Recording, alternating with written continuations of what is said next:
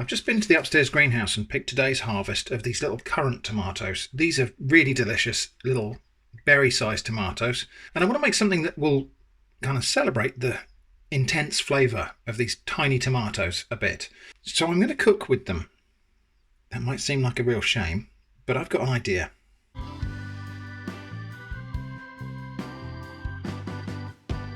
I want to make something that's midway between pizza and focaccia.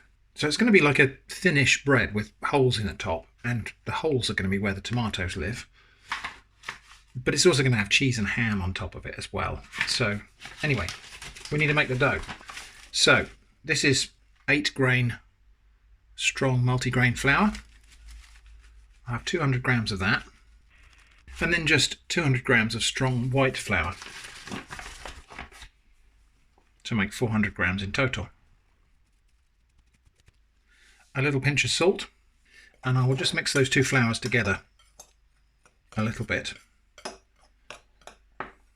A little bit of olive oil, probably about 10 grams. And then I'm going to weigh my liquids going in here. So I'm going to use 3/5 of the weight of water, which is 60% hydration in baker's terms. So I want 240 grams of water or liquid. Now, some of that liquid is going to be my yeast, which I've already bloomed in water and sugar. So I'm looking for 240 grams in total. So yeast and stuff goes in, that's 93. And then I've got to make that up to 240.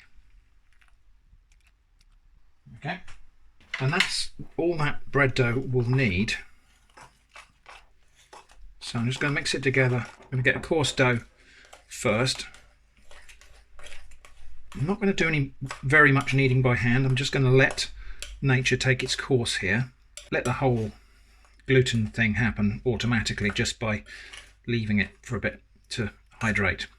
So that is as far as that needs to go right now. Just literally brought the dry and wet ingredients together. And I'm just going to cover that and leave it for about half an hour. That's at about half an hour. It hasn't proved or anything like that, but the moisture would have wetted the flour properly. Now I'm going to knead it, but I'm just going to use the dough hooks on my hand mixer.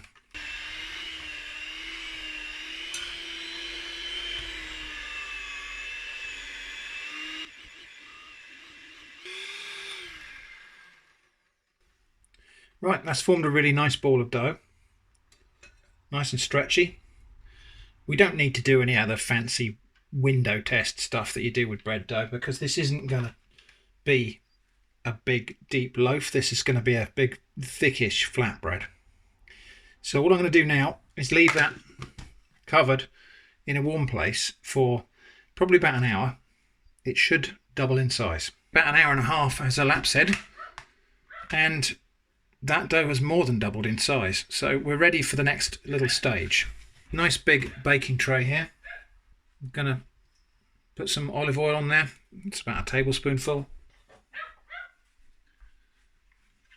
That's Eva in the background, you can hear, by the way. Excited about going outside or something. So just spread that olive oil around. So then this dough is going to come out onto the tray. Doesn't need any more kneading at all. But I will have to flatten it out now.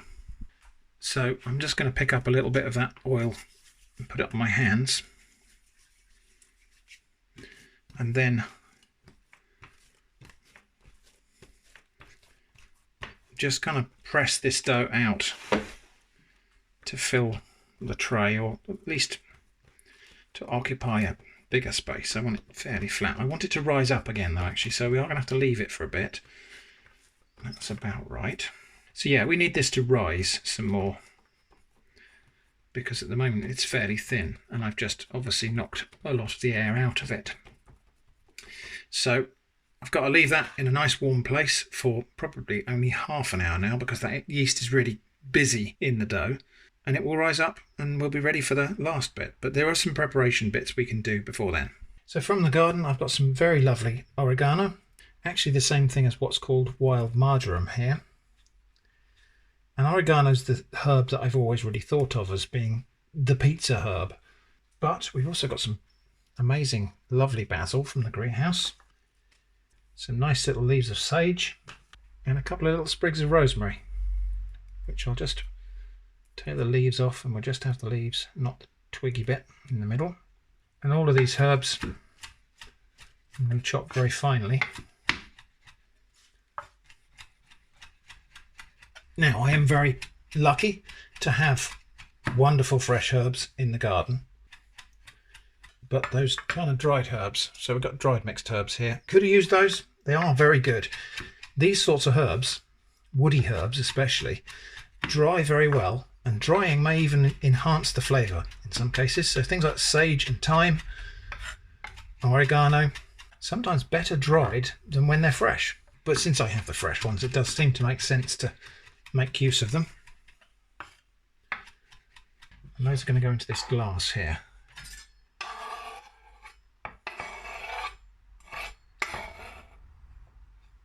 And those are going to infuse into about a tablespoonful of olive oil. Also, a couple of cloves of garlic.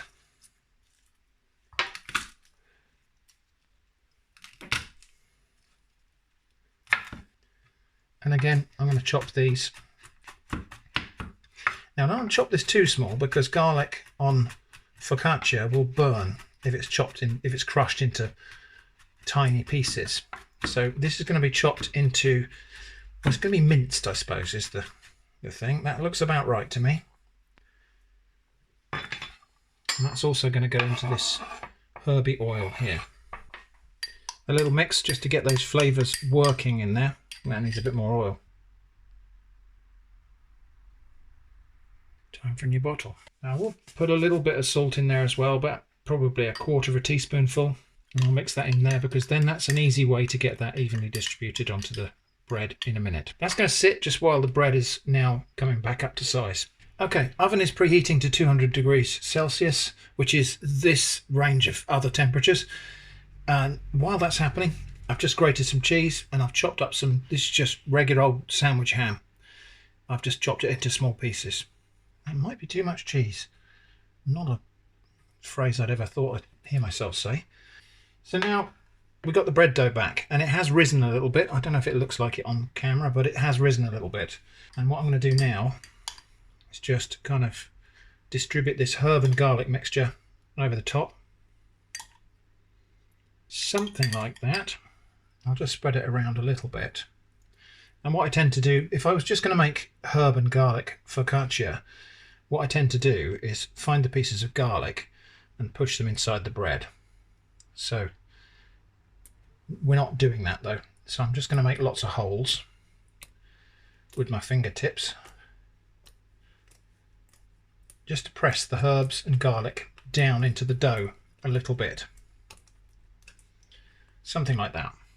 Now the crucial part, which is to distribute a load of these tomatoes, minus their little stalks, over the top of the bread. Oh, that's the little double one.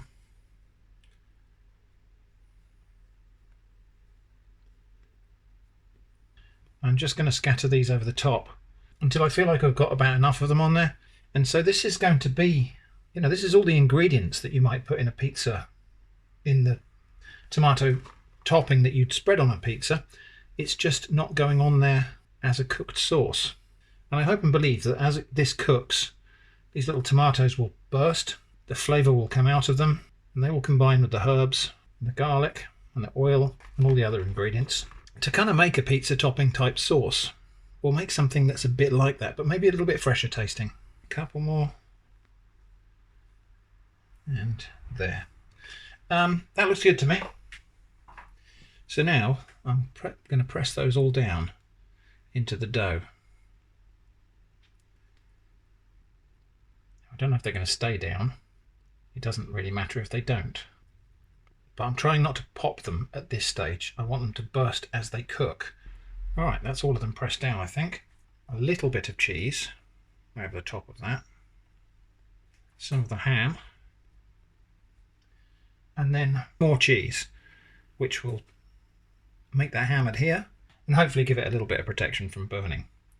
This cheese, by the way, is just cheddar. I know that's not the kind of stereotypical cheese for pizzas, but then this isn't a pizza, is it? This is something that's something else. Right, that's about ready. Oven's up to temperature now, so that's going to go in for probably 20 to 25 minutes to start with, and then we'll see how we're doing.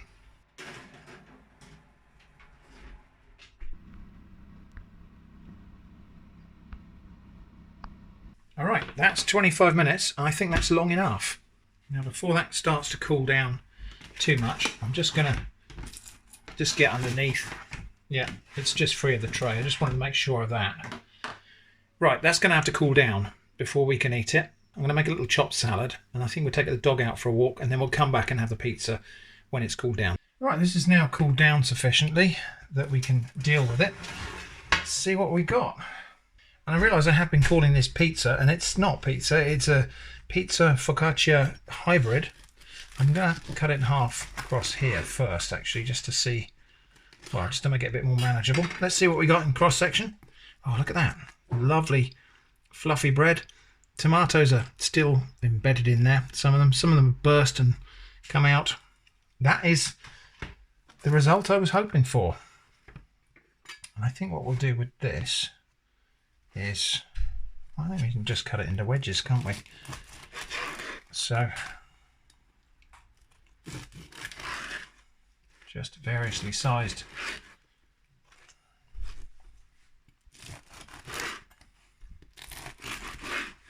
wedges. Oops. Yeah, tomatoes are kind of in there somewhere. Herbs are embedded in the top as well. I'm going to have one little bite because we're going to go and eat this in front of the TV. But I'll have a bite and tell you what the experience is like. It's good. The tomato flavour is quite subtle, but it's present. I mean, I suppose that is because the total volume of tomatoes on there wasn't huge. It is exactly like something that's halfway between pizza and focaccia, which is what I hoped for and expected. Very happy with how that bread's come out though. So that was my pizza focaccia hybrid with tiny tomatoes.